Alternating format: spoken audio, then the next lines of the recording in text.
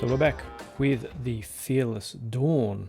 So sorry for the delay in the review of these. Kind of the recent situation delayed a few of my reviews. However, now if you haven't already seen the unboxing, if you want to see what's in the box, a little thing will pop up there, which will give you a link to that. But today I'm just going to pretty much talk about the sound. Now, if you've just happened upon this review because you're just randomly clicking stuff on YouTube and you're going, what the heck is all this about? Then, or you only just got into in-ear monitors and you don't know the story. So the Fearless Dawn was tuned by a guy called Crinacle, and he's famous, or infamous, depending on who you talk to, for trying and measuring a lot of IEMs and giving his opinion and putting out a huge ranking list. Of course, that depends on his personal preferences, and that's very relevant to the Fearless Dawn because he got to tune these using a special tuning box that allowed them to adjust the crossover, which the crossover is the little electronic similar to a speaker in between the drivers that controls how much of what frequencies goes to what driver, and kind of balances all that up and gives you the frequency response. Now, he has a preference for, well, his favorite in-ear monitors are, of course, the Sony IER Z1Rs, which he went out and bought a pair, and they're, I think, his top-ranked IEM from memory on his list, but all the same, he has a preference for bass, such that if you read the information about how he tuned them, he pushed the kind of mid-bass up a little bit, a couple of decibels up over what was called the Harman target curve. Now, the Harman target curve, of course, was made by Harman International, who the original were the current owners of AKG and various other companies, and that was based on extensive research on listening. And the Harman target curve is now a big deal because there's one for headphones and one for in-ear monitors, but I don't want to go too much into that. You can all look that stuff up and understand it.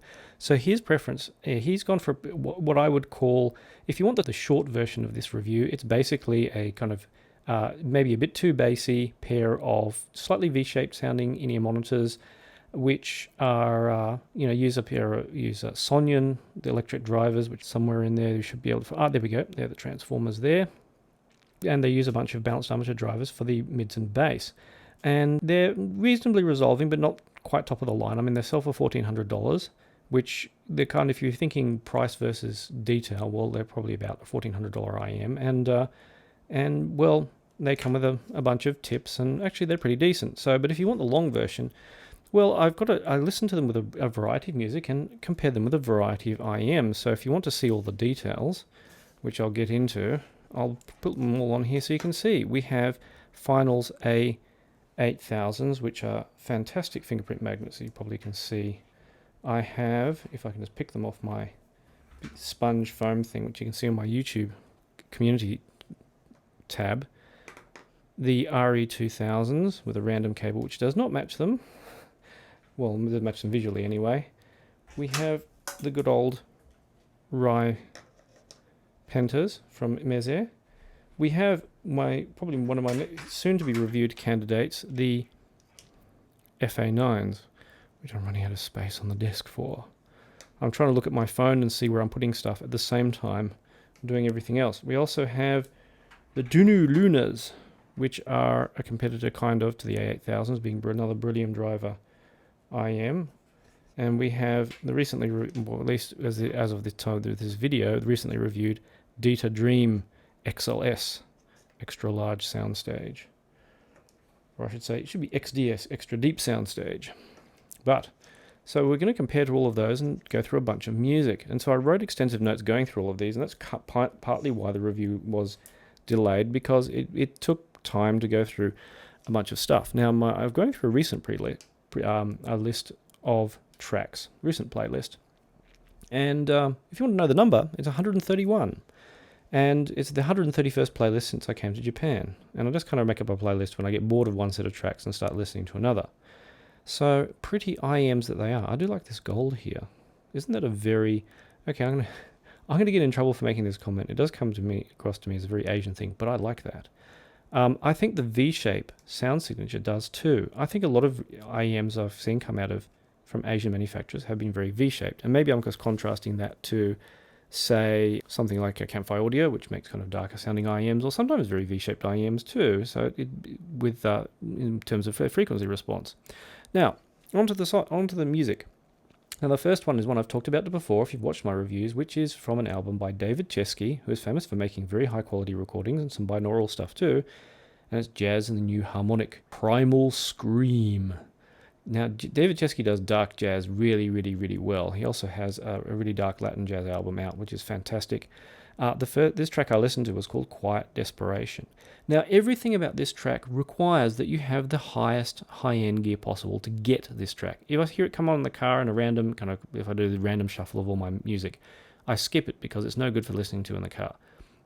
It's one of those ones where the delicacy of the cymbals being hit and the nuance of all this, how the instruments are played, are everything about this track. If you listen to it on a kind of low mid-fi gear, you won't get it. And it's kind of a litmus test for me, is how much of the nuance of the sounds of the cymbals can I hear when they hit the decay, the harmonic interactions between between the cymbals and the metal and the echo of the surrounds, and everything about that is special, and it's kind of the litmus test for detail for me. Now, before I get into mentioning that, with the drivers originally, when I listened to them, the treble was kind of harsh and unpleasant, and I switched initially to the good old spiral dot tips, which I've mentioned many, many times. They're from JVC, and they have this little spiral of dots in there, which fixes issues with the airflow. And this is the version, I guess, that they call or version 10 maybe, and they fit a little bit better than the older version, which tended to have a bit of a looser fit and could come off in your ear, unless you had really wide nozzle IMs, which these are not really wide nozzle like some of the metal ones you have, like say the RE2000s on here. And they kind of clean up the treble and clean up the overall sound, but they can, because they're wide bore, they can be a little bit bright. Now, these don't tune quite so much because they're mostly using balanced armature drivers, but with dynamic driver IMs, then they can make a huge difference. So versus with that brighter treble, I just chucked them in the drawer with a portable player for a few days, and the treble kind of became a little bit tamer and a little bit less harsh. But they don't have quite the best treble, and in this track, Quiet Desperation, not the most detail compared to the things like, well, the A8000s, for example. They're not the most detailed.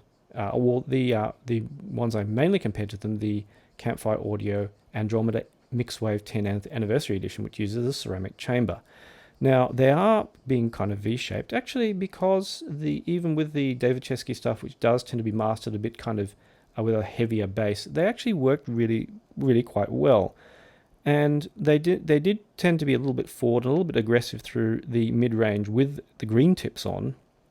Not quite as detailed, not quite as nuanced as the A8000s, which are kind of, although the A8000s tend to have a bit of a flat sound stage, they are very bright too, but they do bring out nuance and detail very, very well. But these were still a step above the Ditas, and the Ditas are the ones that, unfortunately, despite their high price, I recommended if they were sold at $999, I would have recommended them, because the Ditas do soundstage depth very well, but they don't do detail very well. And these, Feareless Dawn, had more detail.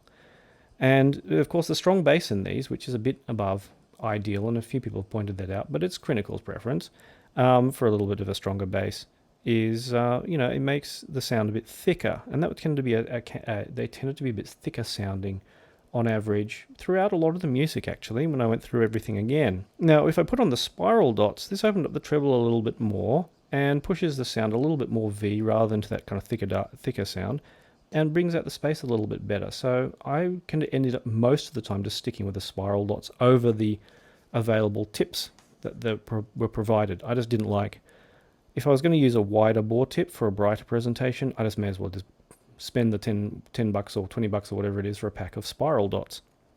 So, but I mean, the interesting comparison was, of course, the Andromeda Mixwave 10, and I haven't compared to the 2020 yet. That will come. Wait for the Andromeda review. And it has, the Andromedas are a darker sounding IM. They tend to initially sound a little bit less nuanced, but if you listen carefully, actually they are, even though they're slightly bloomy in the mid-range, they have an outstanding treble quality and speed, and makes that particular track with, the jazz track extremely satisfying. Whereas these were kind of more lively, a little bit sharper, kind of a bit more in your face.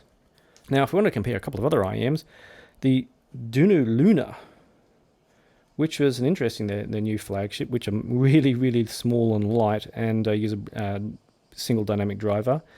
They're less thin sounding. They're kind of like a darker sounding pair of A8000s, but not as detailed. really kind of better tonality rather than the brighter A8000s, for example. While and they deliver some of the subtle details quite well, but not the ultra micro detail quite as well as like the A8000s do. The Dunu Luna, wait for their own review because they were kind of a little bit different to everything. So I'll probably go into that more in the details in that review. I mean, you compare instead what also works really well with acoustic music like the David Chesky tends to be the RE2000, which are even more V-shaped despite using a single dynamic driver. And they're not so tunable with the tips. You kind of have to use narrow bore tips, otherwise the sound goes completely wonky. And they tend to overdo the V-shape, being too bright in the treble, although of course it doesn't become a problem with generally kind of jazz that's mastered not too brightly. Like a lot of recent jazz seems to be mastered really brightly. Now the next one, I cannot pronounce Spanish to save myself, so I'm going to muck this up. Marc, Ribot, Aurora on Pekin. I don't know. Okay, just shoot me, I just can't pronounce Spanish. But anyway, I'll put the links in the description to the tracks. This is one I came across. Really, really high quality guitar track. A fantastic guitar player. And again, coming back to these made it for a really intense presentation, which was very enjoyable, and they really brought out the guitar just perfectly. Now, despite being kind of a bit thick in the bass, the mids were really pretty good. Not the most highest level of detail compared to the others, such as the A8000s or the Andromeda Mixwave 10s, but still very entertaining. And I mean that doesn't have a lot of bass in that track, so you don't have the bass overwhelming things too much. The A8000s had remarkable instrument separation, even if not quite the best sense of depth. Interesting thing was I tried the FA9s on here, which will come out in their own review, made for a very kind of cohesive V shape, although the nuances were not there. I mean, they're a lower grade IM, still, kind of very clean sounding IM. Again, wait for my review of those and I'll go into some more detail. But so these sat kind of nicely in the middle between kind of things like the A8000s and the FA9s and maybe the Ripentas as well, and for a pretty entertaining presentation, if a bit kind of thick in the bass, although I didn't notice it so much on this guitar track. So if you like acoustic guitar, maybe these can work really well, but that intense kind of instrument presentation, kind of in your face and a little bit kind of aggressive, was really enjoyable in many respects. Getting on to some, maybe it's not a high resolution track, but kind of an entertaining one. And I think this track is actually mastered not too well. It's kind of a bit wonky. Miles Davis, Mystery. That's one where I noticed that's where I ended up sticking with the spiral dot tips, because when I was rotating tips around, I found that the treble wasn't quite as refined with the red tips in here, which had the wider bore. And so that's another one where it's not a high quality track, but the heavy bass in it combined with the heavy bass of the Feareless Dawn kind of ended up being a little bit too much. So if you do have very bass heavy tracks, unless you really, really, really like a lot of bass. Also, that overwhelming bass tends to bleed a bit into the mids and kind of overwhelms the mids a little bit sometimes. And that's kind of where I wish that Crinacle had gone with more of a kind of Harmon target curve with these, and not kind of up the bass a bit, because I do feel like it should be dialed back a couple of decibels. Going off to something completely different is an album called Intoxicating by Merge of Equals. Now, it came across as a kind of Rune Radio pop-up, and I was like, oh, this is pretty cool. And I was listening to chill music, and it is kind of this really nice chill music. It's stuff that you probably find on Cafe Del Mar, although I don't know if it is on there. And it's got lots of beats. It's kind of bright. If you have headphones that are too bright, that really shows it up, like the 8000s are just too bright for it, really. And these filled out, because they were bassy, they filled out the bass really nicely, made that track really entertaining. And, it initially didn't interfere in that particular track with the mids or treble at all. I think because the mids and treble are more forward in that particular track so much. But in some of the other acoustic music I had, these kind of, interfered with the mids and treble a little bit too much. But for that kind of what I call club music in a very, very, very general sense, these actually worked out really, really well, even if maybe the treble is a little bit too bright, and, the Sonyon driver treble is not always the most refined. Although it's kind of a little bit more refined than a lot of simple balanced armature driver designs, such as kind of mid-range FIO and that kind of thing. Back to some jazz, we have the Seed Ensemble, and they have an album called Driftglass. And for that, the interesting thing was that normally I find dynamic drivers give the best dynamics in the bass, but interestingly, I found that these actually gave a better run than the single dynamic driver IMs on the drums. I mean, it was very aggressive kind of presentation. I mean, there's very snappy drums in that particular album. I think the track I listened to, the drum presentation was really fantastic with these, and I was really surprised how well the balanced armature drivers actually delivered that. And that's where I noticed also like the V-shape, with even more aggressive V-shape on the RE2000s was just too much in that case. And it ends up being a bit too bright. Sometimes it works and sometimes it doesn't work too well. The weird thing was the Dunu Luna, which the drums came across as a bit muted, but I'll talk more about that in that review. And it was really weird because these don't deliver drums quite the best. And that was kind of a bit of a puzzling thing. And sometimes the tuning of these tends to be a bit weird, and it could be sometimes my tip selection. You can see I've got spiral dots on there too. But I'll go into that in their review. The A8000, on the other hand, was a bit too bright, as it always has been a little bit too brightly tuned. But the drums were kind of better quality with these than they were with the Dunu Luna. Now, let's try some ordinary, regular music like Fleetwood Mac, Dreams. So, again, A8000s are a touch bright, but very dynamic. I mean, it's a very brightly mastered old school pop track where there isn't a lot of bass. And that's where, these make those kinds of old tracks where you want a bit more bass kind of really punchy. So if you listen to classic pop music like Fleetwood Mac, these fill out the bass kind of nicely. And don't pull back the mids too much. The treble is still a little bit tizzy and a little bit sharp. I'm not so much of a fan of the Sonyon Driver treble, although it's not too bad, but not too great. And but all the same, again, that thick bass and mids that were not too far back, considering the thicker bass, did work very well with this kind of thinner sounding tracks. The only thing, of course, it loses out to in the mid-range, of course, is the Campfire Audio MW10s, which, although they have a very slightly bloomy mid-range, have the most glorious mid-range of all. So overall, that made the Lunas, I'd say it's $1,400. They're about good $1,400 IEMs. If you want something a bit, if you don't mind, if you like your bass a bit strong, I mean, I don't want to say they're poor man's IR Z1Rs because you can't be poor to own a pair of $1,400 IEMs, but, I think maybe they weren't the most cohesive. I mean, as I said, the bass bled into the mids a bit, but they could be very punchy and very entertaining, if not the most refined.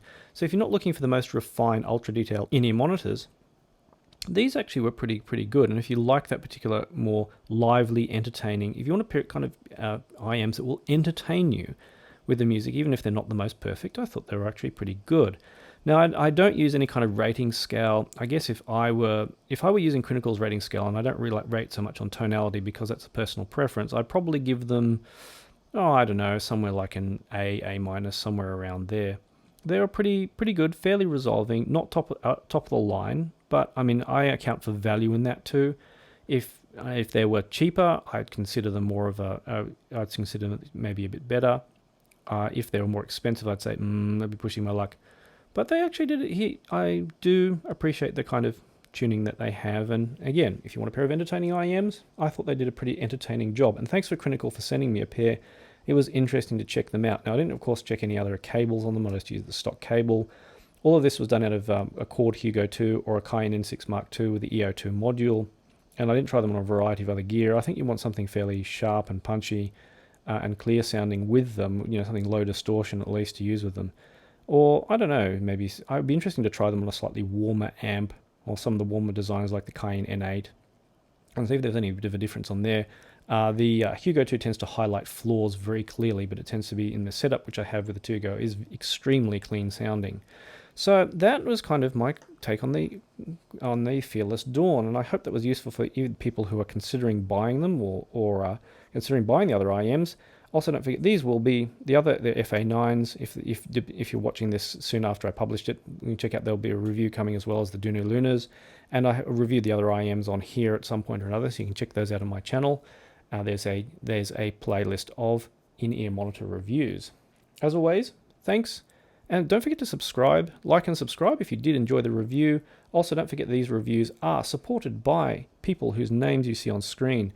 In exchange for their support, which can be as little as a couple of dollars a month, I'll happily give my buying advice, help them out, and join a little community, or it's growing community of supporters who ask questions, discuss, and chat about audio in private, and see all my reviews and impressions in advance, and we generally have a good time. So if you'd like my support, feel free to sign up and ask questions straight away, as a lot of people do.